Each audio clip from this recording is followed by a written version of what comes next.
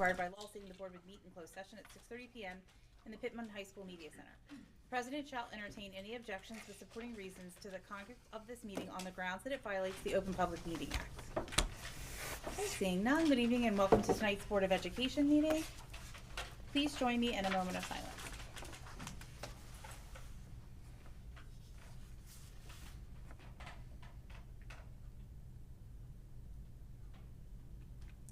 Thank you. Please join me in a salute to the flag. I pledge allegiance to the flag of the United States of America and to the republic for which it stands, one nation, under God, indivisible, with liberty and justice for all. Okay, Mr. Strauss, please call roll. Mrs. Bolton, Mrs. Farrell, Mr. Grossman, Present. Mrs. Higby-Iono, Mrs. Miller, Here. Mrs. Papalardo, Here. Mrs. Pope. Here. Quorum is 6-1. Perfect. Okay, so this is going to bring us to our first public comment. Public comment in the first session is only on agenda items. The Pitman Public School Board recognizes the value of public comment on educational issues and the importance of allowing members of the public to express themselves on school matters. This is the first of two public comments we will have tonight. The first public hearing is on agenda items only. This is a public comment, not a dialogue between the board and the public. You will have 3 minutes to speak, and to be recognized to speak, please come stand to the podium located on my right. State your name, group, affiliation if applicable, and municipality of residence. Okay, seeing none. Mr. DeStratus, do we have any correspondence? No correspondence. Okay. I'm going to approve the minutes outside of the presentations. I think does that sound good? Yeah. Okay. I will now move to accept a motion for the minutes of the Pitman Board of Education as held on the dates listed below are approved as printed and reading dispensed with. May I have a second? Second, Papalardo. Okay, all in favor? Aye. Any objections? Any abstentions? Okay, seeing none, it's going to bring us to our first presentation, and I will turn it over to Mr. Calciano. All right, thank you very much. So on the agenda tonight is approval of a new ELA program in grades K to 3 called Amplify CKLA. Tonight I'm just going to give you a presentation. I presented this to both HSAs at PES and Memorial last week. Went really well, good turnout from parents, a lot of great questions, and I think we got a lot of support after those two meetings. Did you say so, Dr. Preston? All right, good. All right, so we'll go through this quickly. I already supplied this presentation to the board about a week ago. Timeline. So the timeline just kind of goes over from when Dr. Preston and I first recognized the need for the new program or new high quality instructional materials, all the way out till the ELA committee met and made the decision. We went through a process. That process included teachers, other staff, principals. We wanted to make sure that we had buy-in for this before we move forward. Simultaneously, in July of 2025, New Jersey released a framework called a Guide to High Quality Instructional Materials. This was important because it kind of linked in well with what we were doing already. We had already taken these steps, and this came out and kind of supported our work. It also kind of gave us a pathway to what we were looking to add. In other words, there was a rubric in there, and that rubric kind of pointed out some of the things that the high quality instructional materials would have or need. And that's what that document looks like there. From the ELA committee, we decided on 2 pilots, Amplify CKLA, which is the one we're adopting, and the other one's called Arts and Letters. The pilot teachers started in January of this year and piloted for about 3 months. They did a unit each. We piloted in 4 grades, with 4 different teachers through 6 grades, K to 5. So 4 teachers did Amplify and 4 teachers did Arts and Letters. And afterwards, we surveyed them. So I sent a survey out to all 8 teachers. Actually, it was more than 8 because we included special ed teachers too that were in the inclusion setting. And we asked them different questions, everything from teacher usability to supplemental and enrichment support, whether the program supplied assessments and instructional resources. And you can see here in orange, we have the Amplify CKLA, and in black, we have Arts and Letters. And in every case, Amplify CKLA just really outshined through the teacher's eyes, the Arts and Letters. So that was encouraging because it wasn't like a ambiguous decision. It was really clear, at least through their lens. Some additional items we surveyed them on: professional support and training and course content. We asked them about the strengths and weaknesses of the program, to which I could go into detail, but I sent this in advance. And then I sat down with each teacher because I wanted to actually have a one-on-one conversation with everyone to see what their true feelings were and to kind of vet it out just to make sure. And those conversations yielded some really good things. For Amplify CKL, you can see just looking at this, there's a lot more pros than cons.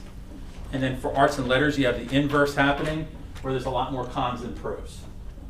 This presentation is also on our website right now under the curriculum section on the district website, because I wanted everyone to have access to it. A little bit about Amplify CKLA, and I won't bore you with it, but it's supported. There's outside curriculum evaluators that have given it 5 stars in every way, shape, or form. The Reading League was one of them. Ed Reports, which is another popular outside curriculum evaluator. It meets expectations in every category that they have. It's built on the science of reading, and there's been a lot of research done on this now. I cited a couple states actually in the at the HSA meetings, states that really weren't doing very well, that are now really, because those states actually implemented regulation to support science of reading strategies or research or best practices. Those states have gone through the roof. One example is Louisiana. They went from 50th to 16th based on the NAEP assessment in 4th grade, which is really impressive. Also something called the Mississippi Miracle out there right now too.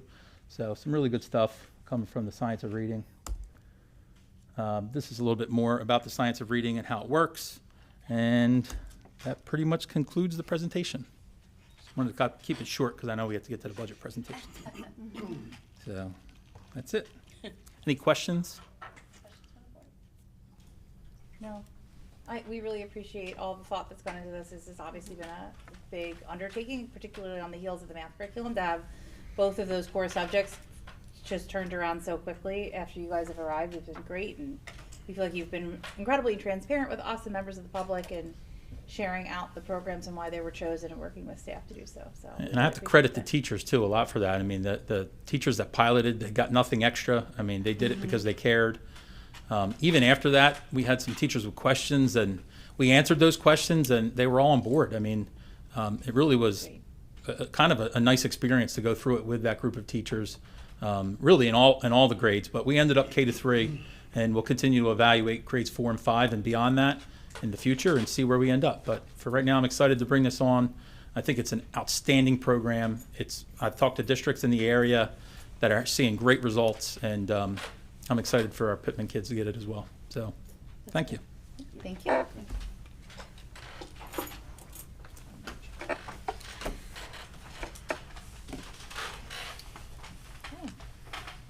right, so, sorry. Superintendent. Oh, it's super, sorry. Yeah, if you want, that'd be great, and then I'll go. Sure. Then I'll cut some stuff out probably. Yeah, I want to just echo what Ms. Miller said. Thanks, Mr. Capabianco, for your work on this.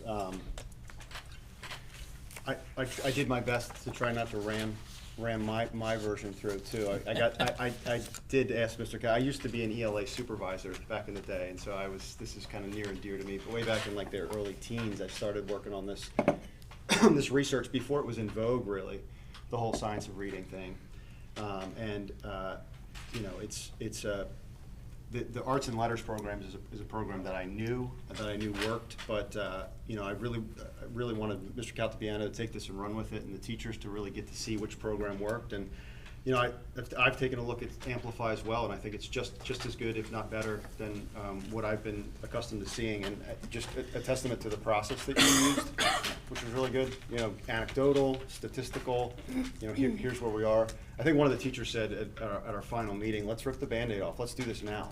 And I think that was great, Yeah. because they felt, you know, they were being led in the right direction. We bring up a good point I didn't mention, which is both programs were highly rated. I mean, we didn't put poor programs or programs that didn't have, you know, best practices behind them. They were really great programs.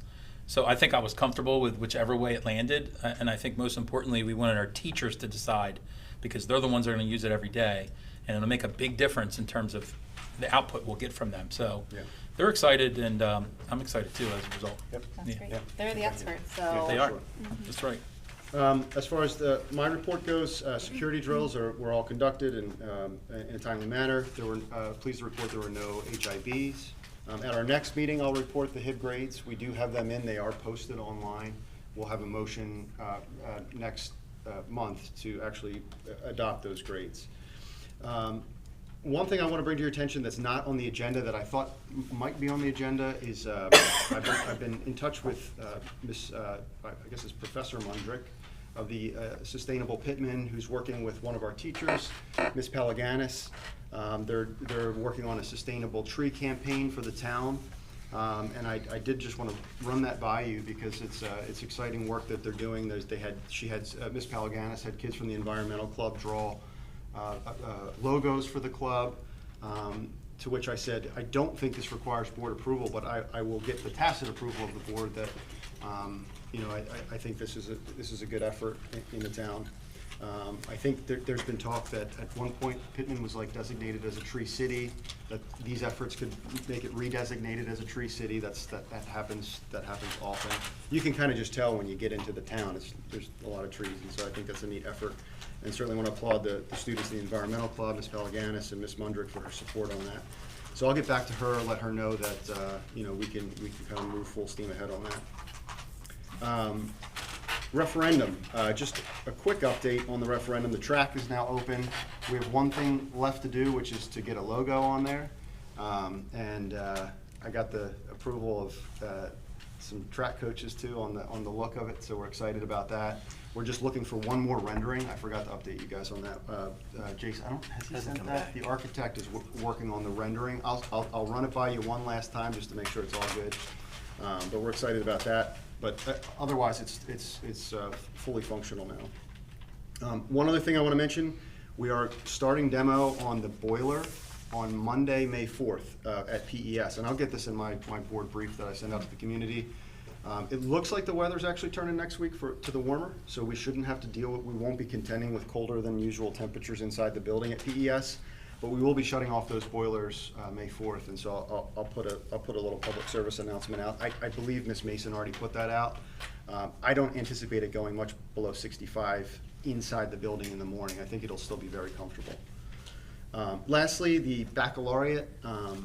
I know I've much anticipated. I did just hear from Pastor Mike Chapman of the United Methodist Church, who, we've been working, the Council of Churches is planning this. They have a whole program developed.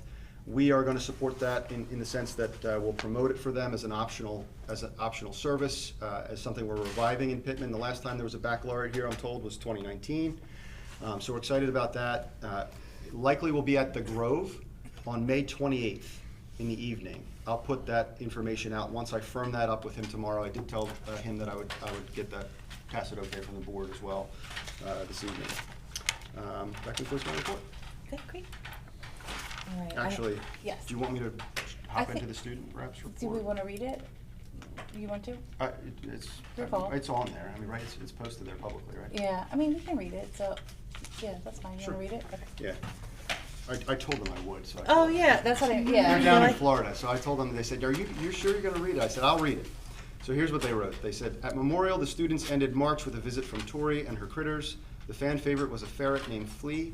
All of her wild animals are rescues. Students learned so much about how they live and behave. The students celebrated the week of the young child in preschool. As well, high school band members visited an instrument petting zoo for Music Monday. The kitchen staff gave a special nutrition presentation for Tasty Tuesday. And they ended the week with a family picnic for Family Friday. Service project this month included collecting cereal school-wide for United Way and local food banks. Memorial collected over 150 boxes. Ms. Petitos, our teacher of the year at Memorial, collected books for Book Smiles, and Mrs. Rambo's class made planters for United Methodist Communities in Pitman. Memorial hosted the first grade and kindergarten parents for our annual VIP breakfast in April. HSA hosted 2 great new events, kindergarten karaoke night and the first grade tall and small ball. At PES, the students are kicking off the season with new clubs: Garden Club, Lego Club, Pickleball Club, and coming soon, Field Hockey Club. State testing starts the week of April 27th, which is commenced already this year. NJSLA is adaptive, so that will be new for teachers and students. The school continues to implement the new district character education program. This month, students are focusing on the virtue of respect. May will be the ultimate, I think it's called a cardinal virtue, love, as the character trait. So, students are earning tickets for exhibiting this trait and being role model students. Students also applied for the promising practice recognition through character.org. Spring brings lots of field trips. The 6th graders will head to Citizens Bank Park for a Phillies game as their final trip before entering the junior high. At PHS, the students had an exciting few events and days to enjoy before they get ready for prom and youth week. Take Your Child to Work Day took place on Thursday, April 24th, where students had the opportunity to go to work with their parents or meet their teachers' children. The seniors enjoyed the movie day as a result of winning Academic Spirit Week in early March. Students in art and choir took a trip to Apple Farms to perform at their theater and enjoy the day at the farm. Student council painted the senior high bathrooms and planned to put up decals and order shelves and other necessities. Students are looking forward to the potential for the speedball tournament and youth council opportunities during Youth Week, which is next week, the same week as Teacher Appreciation Week, as well as prom taking place on May 14th at Scotland Run. So thank you to Abby and Emily for taking care of that. That's great. Speedball, that just reminded me. Okay. All right, so I have a kind of laundry list of things, mostly legislative advocacy kind of stuff. I want to thank Dr. Preston. He and I were able to present to the New Jersey Assembly Budget Committee, and then Mr. DeStratis and I were able to provide testimony to the New Jersey Senate Budget and Appropriations Committee. And I want to thank Mrs. Higby-Iono and Mr. Colciano for joining us in our kind of trek up to Trenton for the Assembly and Newark for the Senate. So we appreciate everybody kind of continuing to share out some of the challenges that the funding formula has made for Pitman. Just taking so one of the things I do just want to reiterate to members of the public, I know as a board we've collectively talked a lot about it, but Pitman is only being funded to 75% of what the state has allocated for funding this year. So because of those 3% and 6% caps that they started last year, which is again not something that's been legislatively dictated, it's just something that the Department of Ed is doing at their level. It means that Pitman lost out on nearly $1.7 million of funding that the formula for the first time, allocated to us and that we didn't receive. So that's one of the challenges that we want community members to be made aware of as we continue to move through the season and as the Senate and Assembly dial down and look at. I did just do a rough analysis of that too when you had asked about all the state aid summaries. It's the lowest in the county by a margin too. Mm-hmm. I think the next lowest would be like at 86%, I think I saw. And what's interesting So, is it really frustrating. it's frustrating, and it also reflects on some of those stability factors that are levers within the funding formula that are designed to create less volatile ebbs and flows, Yeah. but we just happen to not Be on the wrong side. Yes, consistently, no matter how it shakes out. So that's going to be kind of one of the ongoing conversations as the Senate and Assembly begin to work with the new governor and identify if there's any relief to be had through funding formula revisions. That's something we'll kind of keep our ear to the ground. I didn't really know that was something that maybe had some steam, but the rumor is that there may be some relief coming. So we hope that it makes its way down to South Jersey and is not just in Central Jersey. April 8th was the NJSBA School Finance Committee meeting, and we're hoping that'll be more active as we go. April 16th, I had the opportunity to attend the Gloucester County Teacher of the Year luncheon. Mrs. Pepito and Mrs. Chapman were able to come, so that was really great. Mrs. Wilden was chaperoning at Teen Arts. We still pick up an o'clock? Oh. I'll get it if you're listening, Sarah. So, yeah, so instead of the luncheon, she was, but Yeah. I hear lots of groups are moving on in Teen Arts to the state level, so. Yeah. Congratulations to them, but it was a really nice event. We loved having the opportunity to sit and hear from our Teachers of the Year. I was bummed. I missed the Jazz Festival on the 24th. I didn't get home until too late in the day. I don't know if any members of the board were able to attend. I know it's tough. Yeah. On the 7th, we have the Gloucester County School Board Association countywide meeting. So I was trying to get a head count to see who's going. I know you're going. Okay. Melissa and I'm not sure. When Mrs. is May Pote- 7th? Yes, Mrs. Pote and Mrs. Farrell are being recognized for their certified board member status, and just to let you know, Mr. Grossman, I sent an email as well today to follow up on your ongoing I transcript. got the answer. Oh, you did? The class I took, I needed to complete all 3 of the webinars to get full credit for it, so I got partial credit. Can you go back and complete that? Oh, if you want. No, It it's was- all right. It was absolutely got that. elementary and rudimentary training, and it was, Yes, okay. Well, let me know if you want me to continue to follow up. That's my very favorite thing, is making follow-up phone calls, so. Not my favorite. School finance is my favorite, but. You know what time that is? Is it 6? It's at 6 at Adelphia's. when is it? Pardon? When is it? The 7th, Thursday night, 6 p.m. at Adelphia. Next week. So if you have an opportunity, please register. That is next Obviously, week, isn't it? administrators are always Next welcome week. to join us if you'd like. It's a really wild party. This meeting also has Teachers of the Year. Yes. The Gloucester County Teachers of the Year will be there as well. The next thing on the calendar is going to be on May 12th. I'll be attending the Senate Budget and Appropriations Committee hearing with the Department of Education. We have a new commissioner, so it's an opportunity to hear her speak. It will likely mirror some of the conversations that they had at the Assembly, but the questions I find from the Senate Budget Committee to be very helpful in kind of understanding where we think that the process may go. We had Dr. Preston and I had an opportunity to meet with Senator Bertuccelli today regarding regarding funding. And so I feel like he gave us some insight as to how the process is shaking out this year, and hopefully we can continue to advocate for some additional relief. Delegate Assembly is scheduled for May 16th. Dave, are you able to attend? Mm-hmm. Perfect. And then May 18th is just the New Jersey School Board Finance Committee meeting. I also have a meeting this Friday just to advise the board, since I usually speak on behalf of the entire district, with Assembly Majority Leader Greenwald as part of a funding formula group that Mrs. Hinkle up in Haddon Township. That's right. I Yeah. always want to say Haddon Heights. There's a couple, yeah. there's a couple other people, but You're right. involved, but you two are leading the charge. Yeah, so there's a group of us meeting with his staff to discuss some of the funding formula revisions that Right. we think would be advantageous for the legislature to consider. And then the other item I want to put on the board's radar is, I know that we assigned a small group. It was Mrs. Papalardo, Mrs. Bolton, and Mrs. Higby-Iono for the shared board goals. Okay, if you guys have an opportunity in the next, I wrote back to the meeting minutes. You remember volunteering for that? Did you make eye contact when I was looking around the room? volunteered. I was I remember it voluntold. after Sarah had already Yes, left. I you was like, you were oh. voluntold. I would never. Probably. I would never. That was sounded very accusatory. I would never. Okay, so I think that we need to finalize those details, and then we will need to start our CSA evaluation so that we can have that board approved before June. So we'll have to. I already talked to Dan as part of my follow up today. Have Mr. Long send you a race notice in advance of whatever meeting we have.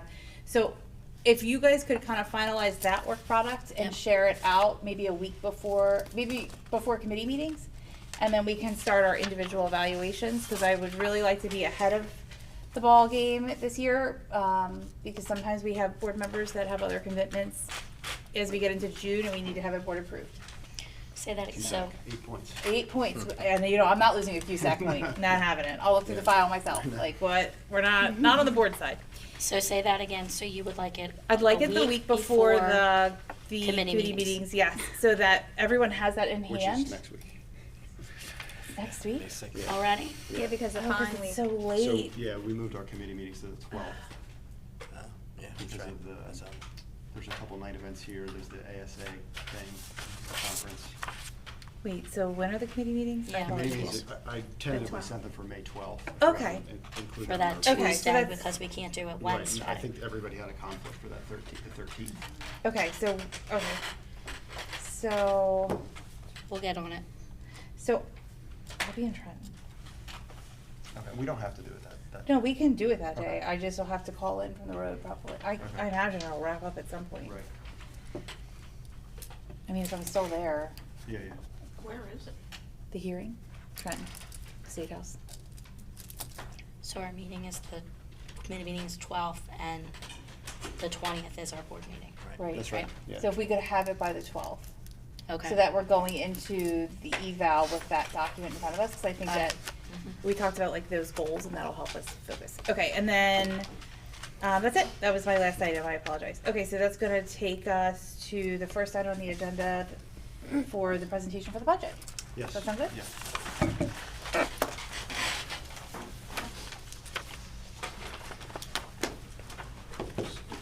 Ma'am?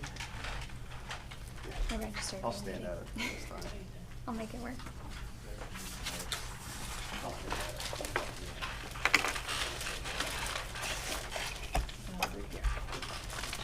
Work on my. Most people try to avoid long conversations about money, and tonight we've scheduled one on purpose.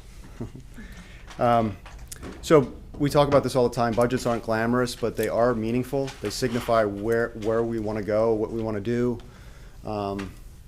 So these next couple slides you'll see are not just bullets. I didn't want canned bullets. I wanted to talk about the things we're actually doing. Really think about what the teachers are doing, what the administration and in concert with building leadership is striving towards. And so that's what these bullets are all about. On this slide, you'll see that, we used to have something up there very general. It used to say, continue to offer the highest quality services and programs to our students. That's still very much absolutely true, but I didn't want this section to turn into a list of canned statements. I wanted each bullet to actually reflect where we are and where we're trying to go as a district. So the first piece is expanding high-impact pathways and partnerships to ensure a premier, competitive K-12 experience. That's happened in blistering speed, and that really is just outreach. Obviously, Mr. C, you've done some tremendous work with Salem County, RCSJ, all kinds of partnerships that exist that hadn't existed just 12 months ago. And so, we're getting that word out. Students are excited about it, and so we're also excited about it. I'd be remiss, the second bullet, I'd be remiss not to name the context we're doing this in. The healthcare increases and tuition costs are rising very, very sharply. That's a conversation point we spent some time talking with Senator Berzicelli with as well today. Costs are up significantly, including about an 18% increase in healthcare alone. Highest I've seen in my career doing this by about 10%. And so it was really quite unprecedented. So really, these two things, healthcare and tuition, were tremendous. And this was shared. I know this is a national narrative, you'll see, but certainly it hits home and causes us to make difficult decisions with our budget. I know Mr. DeStratis shopped it aggressively, went all around. In that discovery, you found that we were actually fortunate to only be hit at 18. I heard somewhere today or yesterday that somebody in North Jersey or South Jersey, Southern New Jersey, was 45% healthcare hit. So pretty tremendous stuff we're talking about here. Several millions of dollars in these big districts. So we have to be thoughtful about and a little creative about how everything moving forward. At the end of the day, what this is really comes down to is pretty simple, and really our goal that I said in March, and I'll reiterate now. We need to retain students by expanding what we offer and build innovative programs that not only serve the students that we have, but bring students back into the district. That's how we get out ahead of this constant cross your fingers for budget season. And so I just want to reiterate that again. That's really our priority is here, and you'll see in the next slide, is how do we not only preserve programs, but keep them in homeostasis such that students will want to come back. Not want to, but they'll be able to, because we'll be able to offer the programs necessary for them to come back. How do we do this? We work around college and career pathways. We reduce the amount of students leaving for GCIT, which is happening in real time. The numbers are precipitously dropping of students leaving. Testament, of course, to our collective efforts of our teaching staff. We talk all the time together in meetings about how we redesign instruction, how we make things more engaging for students, make it an experience they don't want to leave, and that just translates right on up. And I know I look at Mr. DeTizio in the audience, sorry to point you out, but they're really our heavy sales people, 7th and 8th grade teachers, because they're right there. Those kids are deciding with them every day right on the front lines, and they do a great job, telling the truth that this is a great place to be. I brought my kids on last Thursday, and the whole car ride home, it was a big, well, maybe we should go to Pitman next year, which we've cleared. That's a possibility. And they just said it was really a neat place. It feels like a private school. And that feeling is something I think we need to really engender and really get the word out, and that's what we're attempting to do. But other ways to actually do this, ways that we actually keep the local tax levy as low as possible while continuing to investigate ways to efficiently operate the district, that's a mouthful. Thinking about, we're adding a BCBA in the budget. BCBA is a board-certified behavior analyst. They are valuable to districts because they offer really intensive support for special ed services. They can perform functional behavior assessments. They can train our existing instructional aid staff to become RBTs, which are registered behavior technicians. They can which then in turn can provide ABA services to our students, which would prevent, and I saw it in real time in my previous district when we hired a BCBA. Actually, she's a Pitman resident. Students just kind of funneled back in because those services were provided. We could advertise that we offer them because we do offer them. So that is built into this budget, and that's one of the things where I say expand special education support services. Again, just starting off with preserving all programs, fairly straightforward and self-evident. We built the budget to preserve all our programs. We're also able to restructure some lease agreements in our buildings, which added revenue back into the budget. That is on the agenda tonight as well. Those revenues will be up significantly. That really helped offset the cost of that 18% healthcare adjustment. So we're really fortunate in that sense. Fortunate to partner with Washington Township. I'll get word out to the residents around Walls that school will be operational starting in September as well. I've already talked to a couple of the residents just on the street because they don't have kids in the district, so they just kind of want to know what's going on. And I know to your Mr. Caltabiano reminded me that we really should kind of physically mail it or walk around and just let them know that will be coming. And there'll be a painful maybe 20 minutes in the morning during drop-off. A big part of our momentum is in instruction. And I think it's often when we talk about budgets, we lose sight of what our core mission is and our core product is designing really good instruction. What Mr. Caltabiano talked about with our ELA, with our not just our programs, with our people, what they're delivering, what they're giving to kids, getting kids up and around. Our most recent professional development day, we talked about what's called total participation techniques, getting kids out of their seats and mapping the brain science on how much. I mean, I'm talking to you now. I'm doing the opposite of what we want to do, right? Getting you up, talking, getting your neurons firing more so than when you're just passively receiving something like a budget presentation.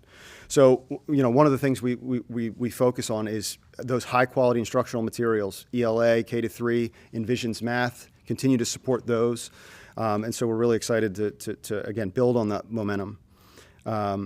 Another major focus is building systems that support our earliest learners so they can start in district and stay in district.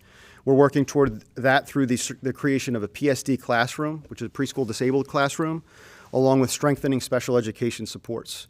And so it's really this theory of if you build it, they will come.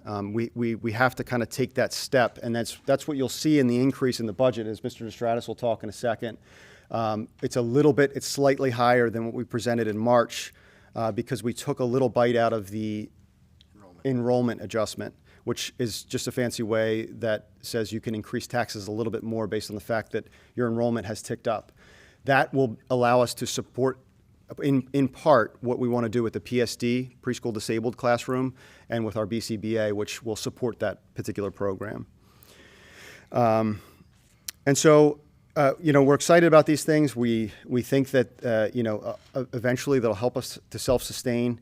And I'm going to turn it over to Mr. Stratis now to talk about the ins and outs of the actual budget, the numbers, the revenues, and all the things that are necessary in a budget presentation. Okay. Thank you. All right. It's been an exciting and difficult month working through these adjustments since the tentative budget in March. I do want to say, working with Dr. Preston and Mr. Caltabiano, the time that's been taken to really look at every single thing together has been something that I haven't been able to experience before. So thank you for, giving me that time and working through that with me, giving guidance. It's really helpful to work together on that. So I just wanted to jump to, we already talked about the programs and building capacity for these specialized programs. Optimizing the use of district facilities to increase revenue, that's directly related to the lease that's on the agenda tonight. And then moving into maintenance. So maintenance this allocation is going to increase next year. We are supporting the safe operation of all 5 buildings. It's not just our 3, but we still need to protect and preserve the other 2 while we have tenants. So we want to invest in that and continue to make those safe places. Food service and Panther Club serve as enterprise funds in the district, and they're meant to break even. And when they do have profits, we're able to reinvest in those programs. The dollars are a little bit smaller than our overall budget, but they still contribute to positive environment, positive operations. So those are going well. And then looking at the reserves, we want to keep an eye on these reserves. These levels are really important to the foundation of our budget and our district going forward. The goal for me is to just be responsible and repeatable. Not that we would use the same amounts every year, but that we would try to maintain them in that responsible zone where we feel that that we're funded appropriately. So that's important to go forward with. Okay. So here's a little history of the revenue imbalance between the 2 major funding sources for school aid. The state aid, we know, as we mentioned, increased 6% for next year, but that does leave a $1.7 million short of what the formula says that we should be at.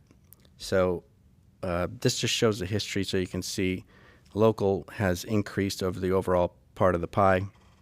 We just want that to slow down as much as we can. Not much of that is under our control, but that is our goal. We want to be able to slow down that local piece as soon as possible, as soon as it makes sense for our overall operation. All right, managing spending, we want you to be able to see the last few years and where things have gone. General is general fund. That's our operating fund where most of our items live. Special is a special fund, which is for grants, and then debt is for debt service and for paying the debt on the referendums.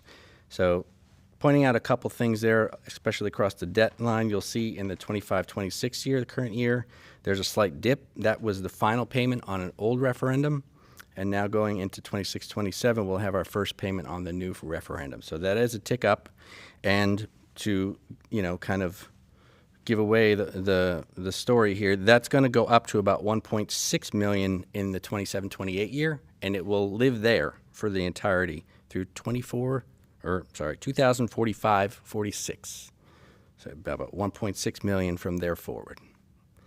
All right, special revenue as far as grants, that one's slightly lower in the future year. We would expect that to normalize. We hope to have a little bit of an adjustment upward once we get final numbers on that. Okay. Tax impacts. Again, these are estimated tax impacts based on what we've discussed and what we have in the budget. We wanted to be able to show you the difference between the overall tax impact and what the referendum portion would be. So you see in parentheses how much of that is attributable to those payments that are due on the new referendum. So average home of $240,000 is expected to be around $20 a month, and just over half of that is due to the referendum portion. What's different from March, I just want to call it out, because we added the piece from the enrollment adjustment, it ended up being $1 more per month than what we had presented in March. Okay. Now this slide, again, this is repeating what we showed in March, but an update to show that the $75,000 is included from the enrollment adjustment, making a total percentage increase of 3.98%, and our total amount applied of $17.1 million in the local levy. The allowable amount are all of the adjustments that were available to the board to use in this future budget year, almost $17.5 million. So there are some components that were not utilized. If all were to be utilized, the percent increase was 6.1%. So there's about 2% left off the table there.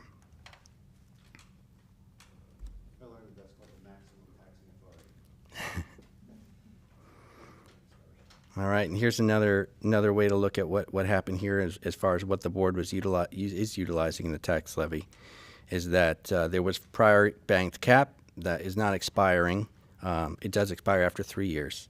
And then we have a new banked cap being created here because of the difference between the maximum authority and the levy being struck. So that total amount will be available in a future budget if the board would choose to use it. Also need to let everyone know that the board received a report tonight that identifies the revenue and appropriation accounts that have changed since the advertised budget was published, which was last week. And so the county office received our budget in March, and now we have some changes, as we mentioned. The board has those details and will be part of what, the information that we provide for you. So that is what I have. Thank you very much. And I know, especially after this difficult month, that we are doing this for the purpose, no other purpose than serving the community and these students as best we possibly can. It's tough, but I'm glad to be fighting with you guys for the best thing we can get.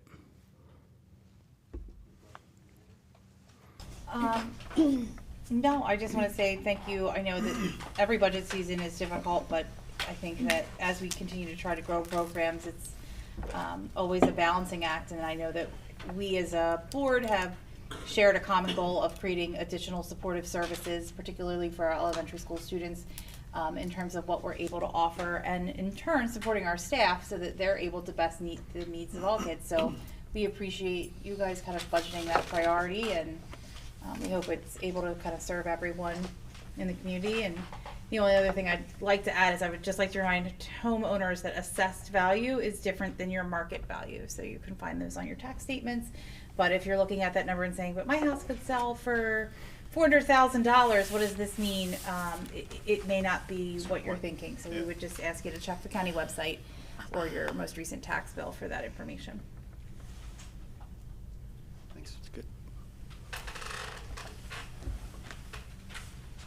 Any questions from other board members? All right, thank you. All right, this is going to bring us to a public comment, and this is the public comment that is only on the budget presentation. So if you would like to participate in public comment regarding the budget that was just presented, you have 3 minutes to speak. Please state your municipality of residence, your group affiliation if applicable, and go to the podium located to my right.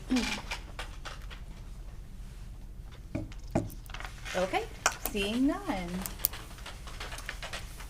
I will recommend a motion to approve the following resolution as written. May I have a second? Second, Papalardo. Okay, any discussion? Okay, seeing none, Mr. DeStratis, please call the vote. Mrs. Farrell? Yes. Mr. Grossman? Yes. Mrs. Higgiono? Yes. Mrs. Papalardo? Yes. Mrs. Pope? Yes. Mrs. Miller? Yes. Motion carries. Okay, thank you. I'm sorry, I do want to make one more additional comment. Yeah. I really, you should take like the microphone away and I can go find a different seat. I do just also want to remind taxpayers and members of the public that we did have the option to increase our taxing authority by the number that was shared this evening.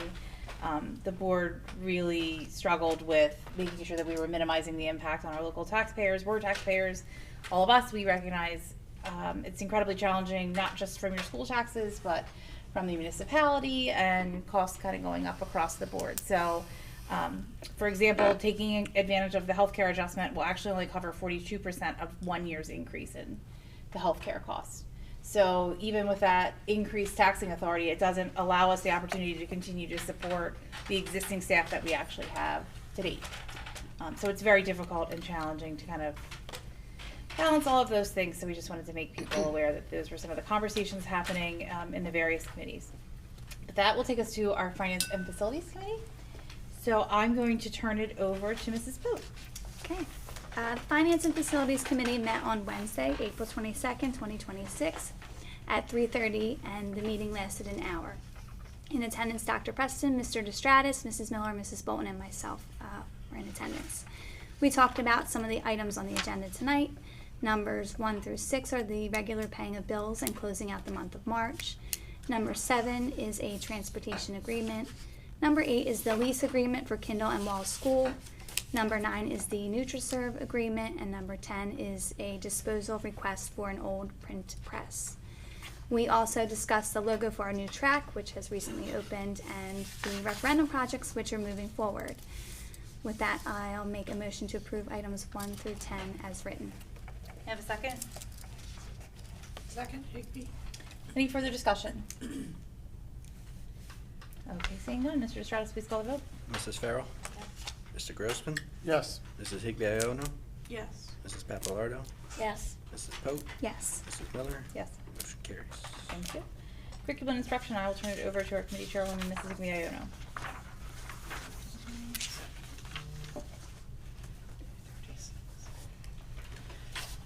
The curriculum and instruction committee met on April 22nd, 4:30, and attendance were Mrs. Miller, Mr. Grossman, Dr. Preston, Mr. Caltabiano, and myself. The committee discussed some issues related to the continued development of the schedule for next year, and then we spent the remainder of our time discussing Mr. Caltabiano's appearances at PES and Memorial HSA meetings to discuss and take questions from parents about the new language arts curriculum that was presented earlier tonight. And that will be introduced in kindergarten through 3rd grade, I think, next school year. Yep. Both meetings went well, and parents are excited about the new program. We also discussed briefly the Envisions math curriculum that's being used. If I have this right, it's going to be used in 6th through 8th grades next year. So we use a K to And 5. it's already used in algebra, in other grades. 1, 2, and geometry, and we close the gap in the middle, 6 to 8 next year. Okay. Mhm. And that's about it. So with that, I move to adopt items 1 through 36 as written. May I have a second? That right, it always Second changes. Grossman. Any discussion? Okay, I'd just like to wish all of our retirees a happy and healthy, very lengthy retirement. We appreciate all of their years of service to the district. Okay, seeing no further discussion, Mr. Stratus, please call the vote. Mrs. Farrell? Yes. Mr. Grossman? Yes. Mrs. Higbayono? Yes. Mrs. Papalardo? Yes. Mrs. Pope? Yes. Mrs. Miller? Yes. Motion carries. All right, communication and policy, I'll turn it over to our committee chairwoman, Mrs. Farrell. The Communication and Policy Committee met on April 22nd, 2026 at 5:30 PM. In attendance were Mrs. Papalardo, Mrs. Higby-Iono, Dr. Preston, Mr. Caltabiano, and myself. On tonight's agenda is the second reading of Policy 5112, which is a revision of the entrance age policy with clearer language. The policy states that a child entering preschool must be at least 3 years old but younger than 5 years old as of October 1st of the school year. Also in our meeting, we discussed the use of AI and the possibility of allotting specific time for technology use in the classroom throughout the day. So with that, I move to adopt items 1 as written. Okay, may I have a second? Second. Papalardo. Any further discussion?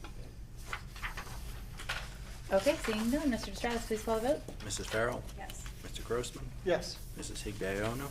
Yes. Mrs. Papalardo? Yes. Mrs. Pope? Yes. Mrs. Miller? Yes. Motion carries. Okay, this is going to bring us to our third public comment. If you'd like to be recognized to speak, please stand at the podium located to my right. You need to state your name, municipality of residence, and group affiliation if applicable, and limit your comments to 3 minutes.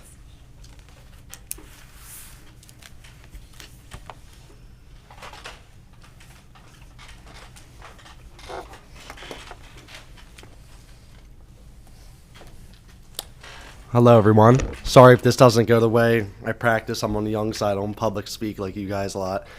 But for those of you who do not know me, my name is Brian Trotella. I live in Paulsboro. I'm from Paulsboro. I was a tuition student at Pitman High School throughout last school year, which was my junior year, until my tuition contract was terminated and I was given the ultimatum to withdraw for what was called gross disrespect by the administration for having an alleged tone in my voice when I was asking questions to the high school secretary. Anyone who knows me knows my character and knows that this is not the type of person I am, and I still stand by the fact that I never carried myself in a disrespectful way. However, I had to pull myself together and start fresh at Woodstown High School. In my year and a half at Woodstown since my dismissal from Pitman, I have zero discipline and I'm a straight A student. The reason why I'm speaking amongst you today is because I still actively spend time with the friends I made at Pitman. I'm active in this community. I drive 25 minutes 3 to 4 times a week to play pickleball at Atkinson with all my friends from PHS. We often go out to eat. We hang out almost every weekend. With that all said, most recently I plan on attending Pitman High School's prom. The girl that was taking me submitted the out-of-town permission slip form 2 weeks ago, in which was approved. It was approved by the high school counselors and the class advisors that manage prom. She was able to purchase my ticket, which she still has in her possession. I was all good to go until the high school principal called her down 3 days later and said that they can't have me here, offering no explanation. Since then, my principal at Woodstown, his name is Richard Sr., personally called the principal at Pitman to advocate for me to attend the event, saying that I've been a great student there with zero record. He informed me that all she said that she was firm with her decision, and that she did not elaborate. With that all said, I have a letter here from Mr. Caltabiano from the time of my dismissal last year that says I am allowed to attend all school-sanctioned athletic events. I have a few copies, if anyone wants one. I cover high school sports all across South Jersey. I'm the youngest reporter in South Jersey. I love doing it. With that being said, I know several administrators that I have a great relationship with. I have talked to a few about how the situations like this are handled, and every single one has told me that they have never seen an instance where a person is prohibited from one singular event and allowed at everything else. Let me be clear. I have attended numerous Pitman High School sanctioned events, along with other school athletic events, along with other school sanctioned events such as Mr. Pitman since my dismissal 15 months ago. Not once have I ever violated event guidelines or caused a problem. I love this community. I love this town. Like I said before, these kids are all my friends. In fact, one of the student representatives here, Abby, we rent a prom house for prom weekend. Everyone goes down the shore after prom. I'm going with her to her house, One of the board members who's not here today cuts my hair still every 3 weeks. I just want to go to prom with my friends. I have no ill intent. I love this community, and I know it's going to be a tough task for you to go against your principal, to convince all of you to go against this principal over of dance, but I've been proved over the last 15 months, and I think you guys should do the right thing and allow me to go. And that's all I ask is that you consider it. Thank you. Thank you. Thank you. Mr. Tortella, you're welcome to share anything that you'd like to share with the board via email, or you can send it directly to Dr. Preston and he can share it out. I know you had indicated you had other information. Thank you. Okay, thank you. Do we have any, oh, sorry.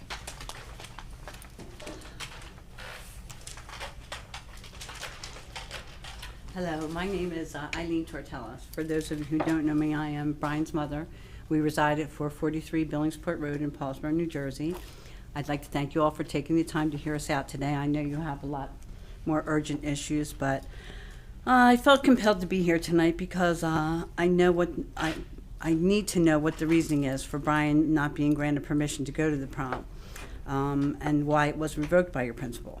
I know that there's a lesson here somewhere. I'm just not sure what it is. When we were asked to withdraw last year, it devastated Brian and caused him and my family much mental distress, which I do not care to share more at this meeting. But I explained to him that life was not always fair, that we had to go on and live and learn from the situation. He made many friends while he was here, both students and family, as he mentioned, and has maintained close contact with them. As Brian previously stated, he has done well at Woodstown, maintains a straight-A average. He holds down a job and tort reports, which affords him all his own spending money for gas, phone, and he's becoming what I'd like to think is a responsible young adult. He poses no threat to anyone in this town or anywhere else. So again, I pose the question, what is the reason behind this situation? We were given no elaboration on it and told we were not entitled to one. I'm thinking that he's apologized more than once for the tone in which he carried, and I appeal to all of you. I'm sure you all have experience with teenagers that have a tone from time to time. I would like to think that the people in this town are Christian enough to afford him forgiveness for an infraction that contained no foul language, no violence, and I would like to believe that the signs that I see throughout your school speak to the students about bullying also apply to the teachers as well. That a student should be denied a privilege just because someone does not like them personally. I would hope that the decorum within these walls and is professional enough to recognize that and to concern themselves with the psychological damage that it can inflict on a person when practices like this are permitted to exist. I understand that someone can give me, and unless someone can give me another reason as to why he was denied, I see no lesson in this judgment. I only see the cruelty behind the bully, behind this decision. So I hope that you respect my time as much as I respect yours, and someone will get back to us about this. Thank you, Mrs. Thank you. Strehla.